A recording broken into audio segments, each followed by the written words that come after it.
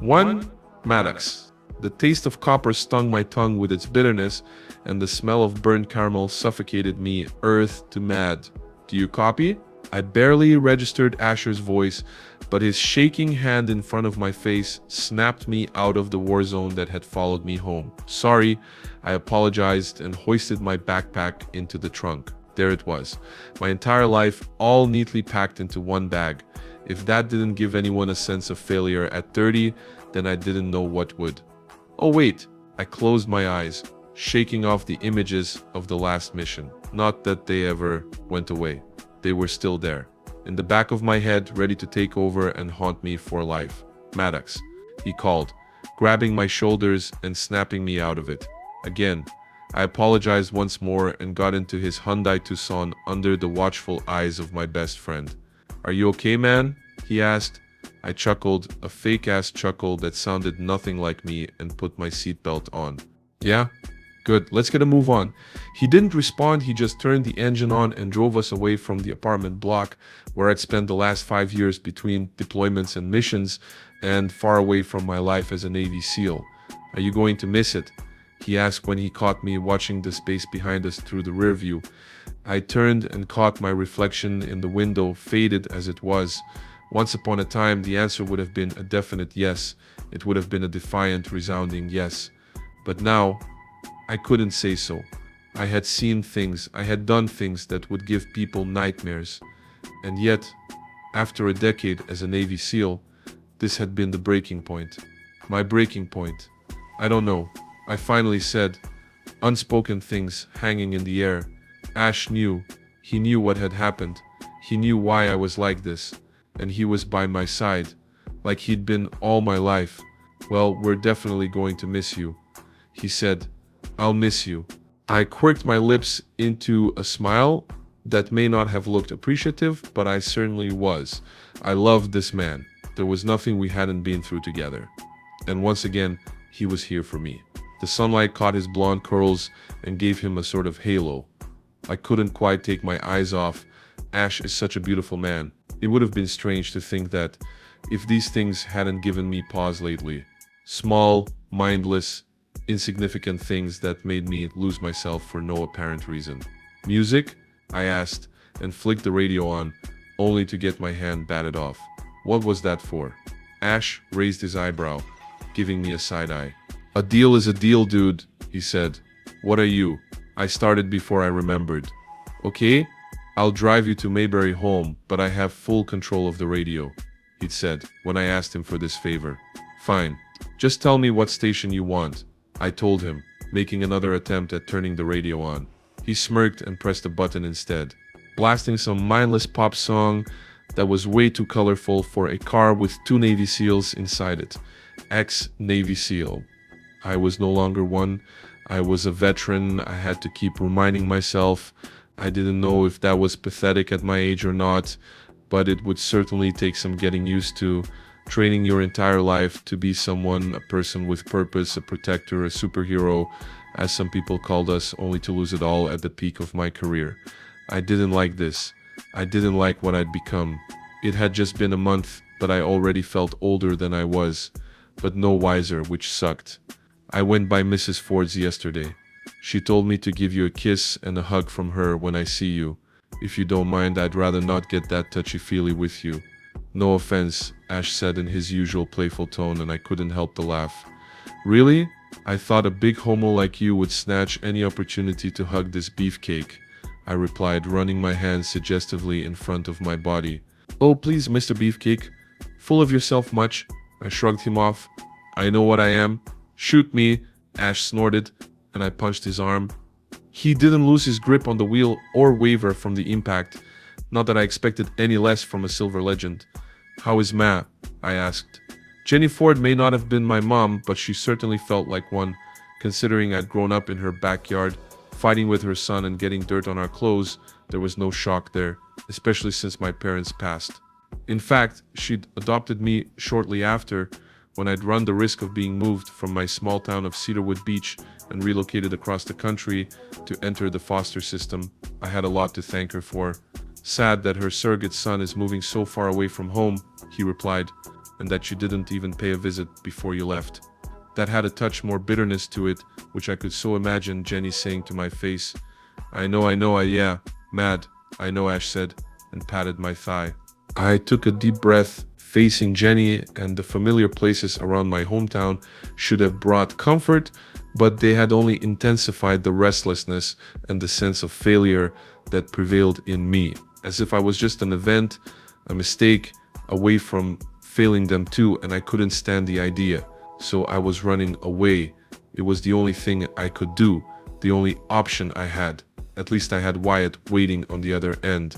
That was something. My old commander was reliable and kind, and most importantly, he had a place for me in his island hometown.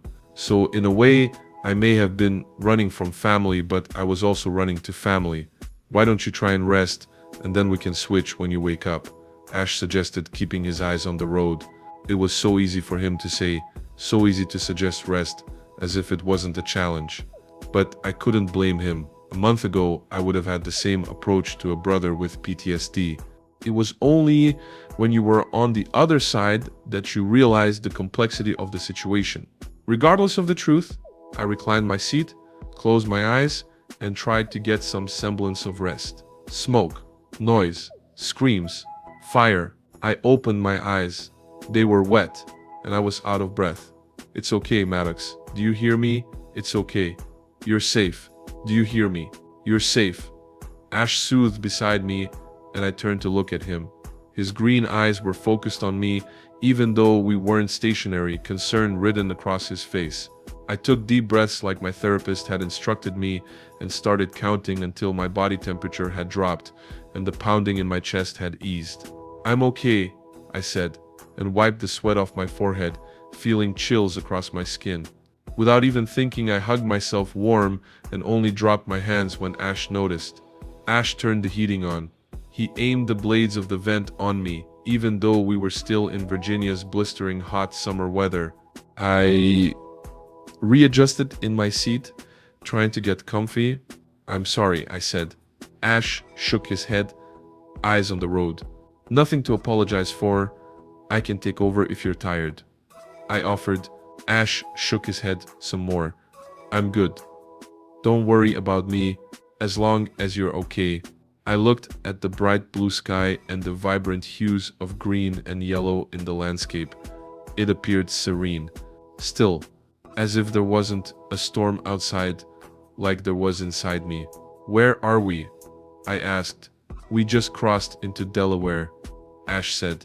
I nodded. Was I loud? I asked. You were fine, Ash lied. I'd known him since we were 5. I knew when he was lying, but he was too much of a friend to tell me. I loved him all the more for it. The song on the radio merged into another bop. I rolled my eyes. I mean, how can I relax with that crap on the radio? I said, trying to lighten the mood after what had just happened. Ash turned to me and raised an eyebrow. Oh, really? Is it Katy Perry's fault you can't nap? Let me call her and tell her that. He bit back, only to get a punch in the arm. Don't be a dick. I've got a perfectly good road trip worthy playlist. He trilled his lips and laughed sarcastically. We made a deal, Shepard. A silver legend never goes back on a deal, he said with far more seriousness than the moment warranted. Fine, I relented. Can we at least change it to something else? Of your choosing. Ash's eyes slitted for a moment, and he hummed before he finally gave me a sideways glance and said, I've got something far more relaxing. He fiddled with his phone, and somehow I didn't believe he had good intentions. Courtesy of our long friendship. He pressed the play button and the music stopped, the speakers overtaken by a raspy, mellow voice. He looked at me and my cock stirred in my pants. He noticed and placed one hand on my chest, the other hand finding a nest between my legs, massaging my erection and coaxing a moan of pleasure out of me, it said. I turned to Ash and gawked. The fuck did he just say? To Asher. Massaging my erection and coaxing a moan of pleasure out of me, I repeated with my most serious face, only to get an even more pronounced reaction from Maddox. I didn't expect such a strong response right off the bat. This was even better. If that didn't distract him from his nightmares, then I didn't know what would. What the fuck is this shit? Matt asked, his voice going a little pitchier than I was used to. I finally laughed as the audiobook character on the speakers had more inappropriate things done to him. What shit? This is my favorite narrator, I said. Why is he getting his cock sucked? Matt asked with a cringe, and his over-the-top reaction made my laugh even more hysterical. This was comedy gold. I wish there was a camera filming this. It'd break the internet. Why wouldn't he? Getting sucked is a great pastime, I replied between fits of laughter. No argument there. But why are we listening to this? He asked. Why not? I said, I've got control of the radio, I can do whatever I want. Matt huffed and ran a hand over his face, and I had half a mind to turn the audiobook I would have if I didn't have an ulterior motive. As it was, he needed the distraction. Silly as that may sound. Maddox Shepard wasn't a sharer. He didn't share feelings. The ones he did share, A only did because we'd known each other since we were little Virginian babes.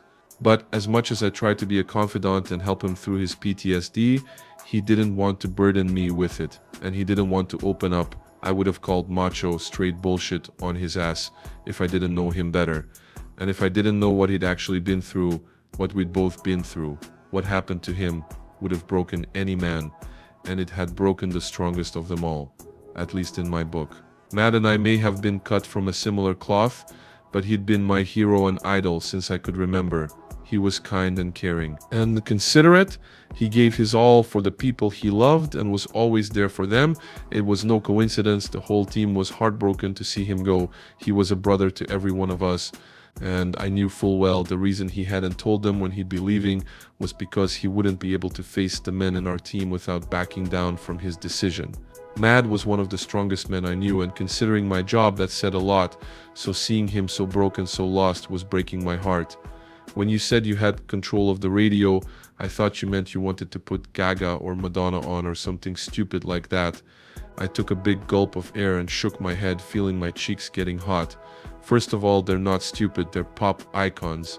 Second of all, we're listening to this because that's what I do when I drive. And third of all, wait a minute, you listen to sex stuff when you're driving. Since when, you little creep? Little, I raised an eyebrow. You want to be a big creep? Fine, you are, he corrected, and I smirked with satisfaction. I've ridden with you for years, and that's the first time I hear this crap coming out of your speakers. The narrator was moaning and gasping, now announcing how close he was to coming, and I could smell how uncomfortable Matt was getting, like a hound dog sniffing drugs. It's called an audiobook, jackass, and it's what I listen to when I'm alone in the car, not when we're driving back and forth to the base. So why are you putting it on now? You're not alone now, he said, and puffed up his chest as if he was trying to show me what an A-dog he was. If I could have rolled my eyes harder, I would have, because we're facing half a day's drive, and music won't cut it. I lied. Don't worry, they won't be having sex for long. Soon they'll be doing lovey-dovey shit, so you can relax. Fine, he grumbled and turned his attention to the road. This was going to be a fun trip if I had any say in it. I was going to get my best friend back no matter the cost. Even if we had to listen to my entire library of gay romances, I'd make the sacrifice, damn it. So what the hell is this? He asked after a few moments. It's a gay romance book, of course, I said. Really? Because it sounds like porn to me. Just because it has graphic sex scenes doesn't make it porn. It's still a romance. If you say so, he hummed and looked out of the window, allowing the audiobook to infiltrate the car. He sucked and pumped, and I tensed as my orgasm rolled across my body, shooting through me and into his mouth. And he swallowed every last drop of me until I was weak at the knees and gasping for air. The narrator said, "Was it getting hot in here?"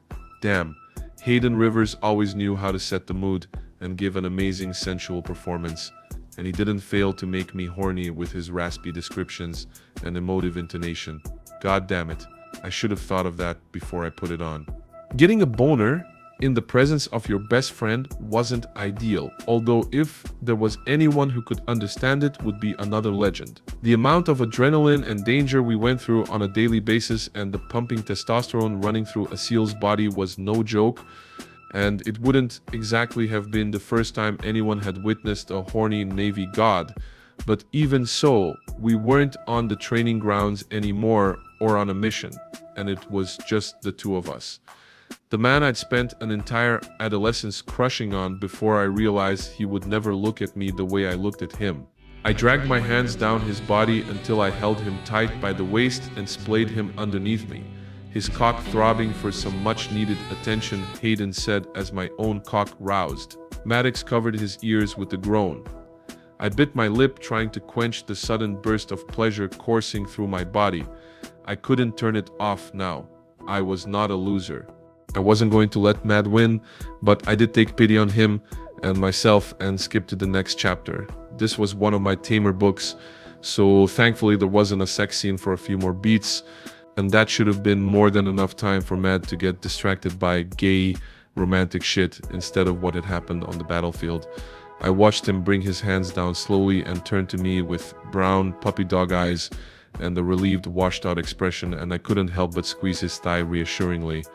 The innocent touch scorched me, and I felt its effects navigate through my body to all my pleasure points. But this was supposed to be a friend consoling a friend. Even when I was being an absolute dick to him, I still had his back. "Sorry," I said, only for him to push my hand away. "I forgot I was in the middle of a love scene. Porn scene," he muttered. "Nothing wrong with either," I said, trying to sprinkle my playful personality back into the car, instead of whatever embarrassed horndog had taken control of me. Matt just huffed and sunk back into his seat, watching the quiet fields. Hayden took over again, and minutes passed in peace and quiet. I loved him. I loved him more than anyone I had ever loved in my entire life, and I couldn't ever imagine my life without him. But I couldn't tell him.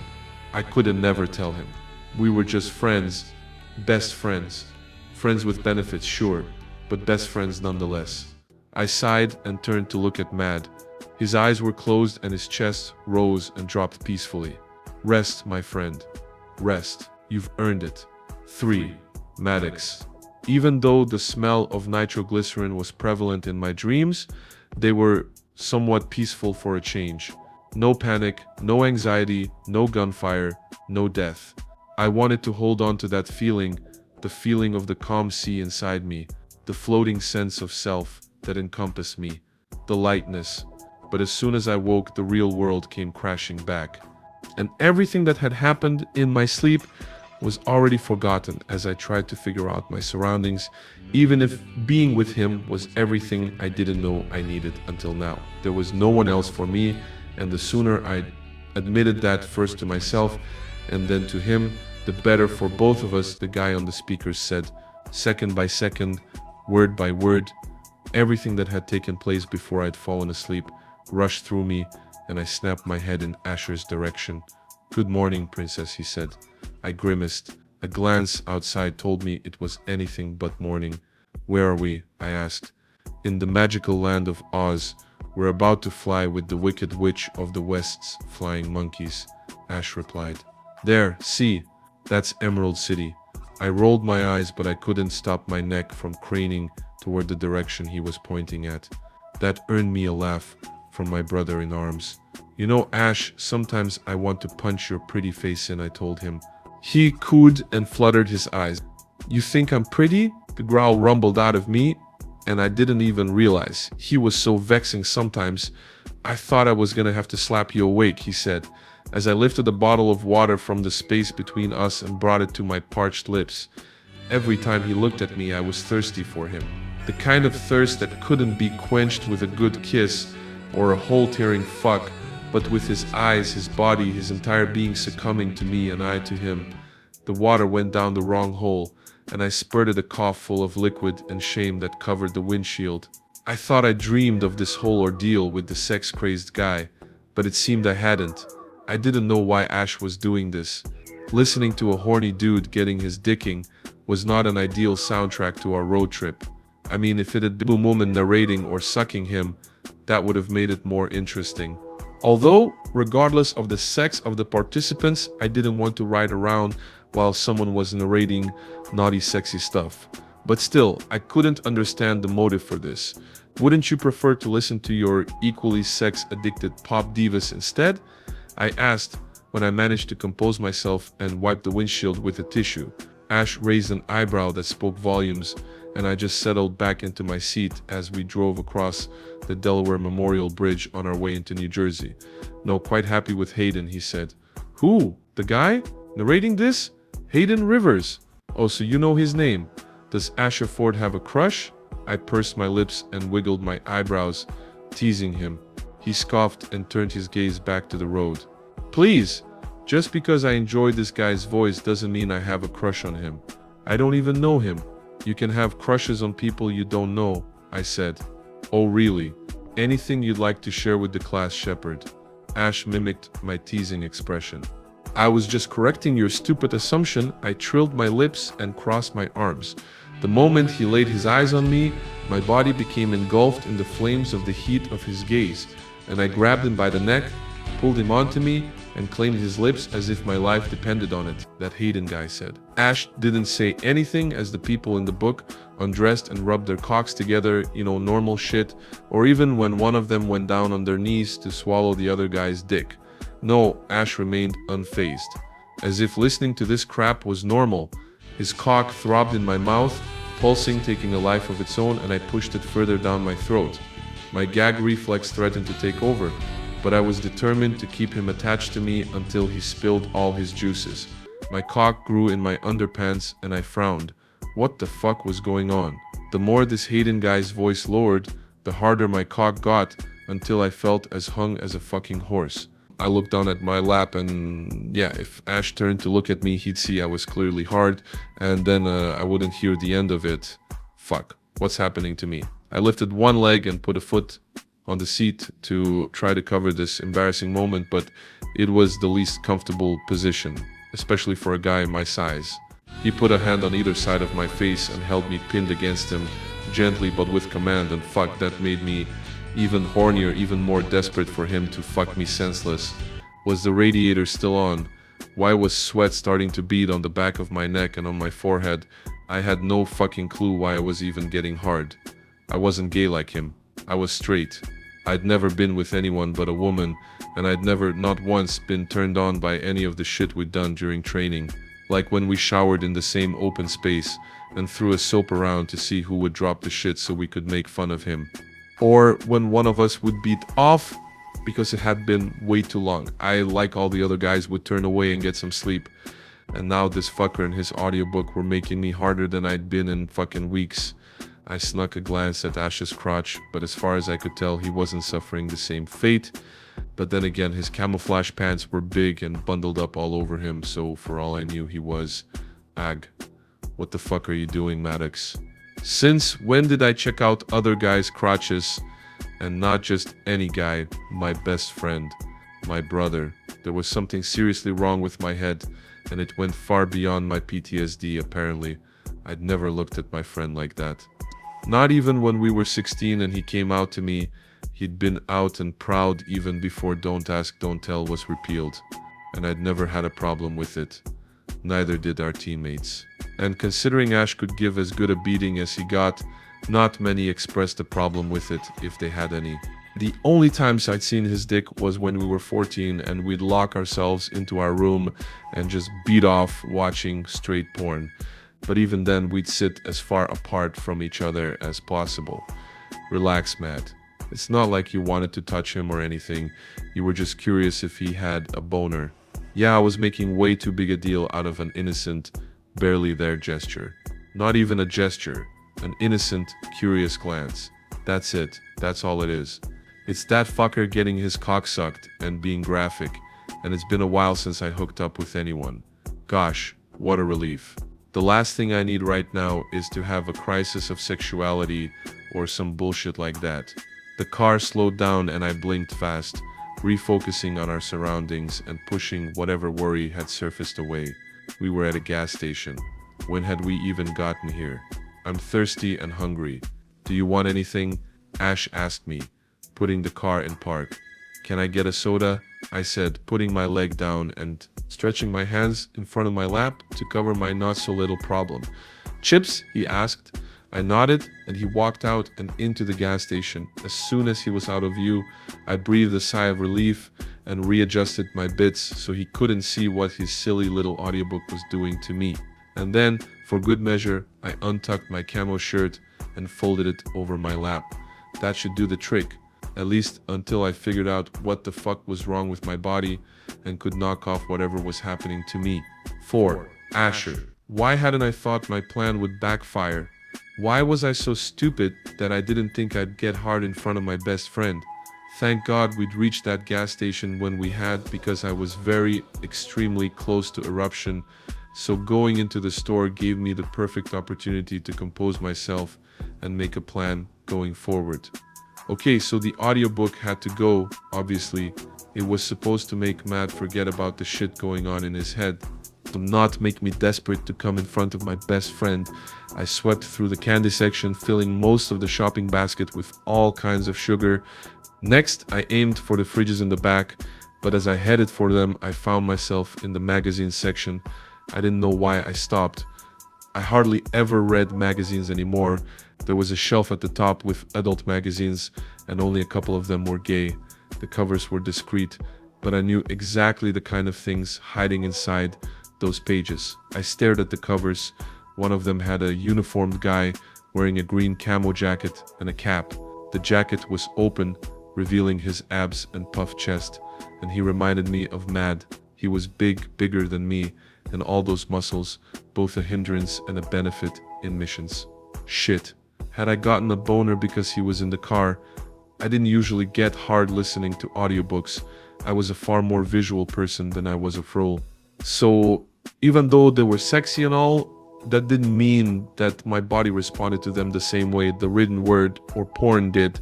Was I hard because Matt was in the car? Fuck! I spat out. I hope not. I hadn't had fantasies about him in forever. There was absolutely no reason for that to be true. But the more I thought about it, and the more I looked at the guy on the adult magazine cover, the more right I felt. Shitting volleyballs and holy nutsacks. Yeah, the audiobook had to go. If there was even a sliver of an indication that it was Hayden's sensual voice causing my body to heat up, which wasn't entirely out of the realm of possibility, but that wasn't exactly the reason I listened to the books he narrated, then I had to cut it off and hope for the best. It had taken me years to get over Mad. A task that was even harder considering he was my best friend and we worked and trained together. I did not need any of those feelings to reawaken, so the audiobook had to go. But then, what could I distract him with? This has been Hanni Reads Kindle Samples Forever Asher, Book 1 of Mayberry Protectors. No Heart Left Behind by Reese Everly.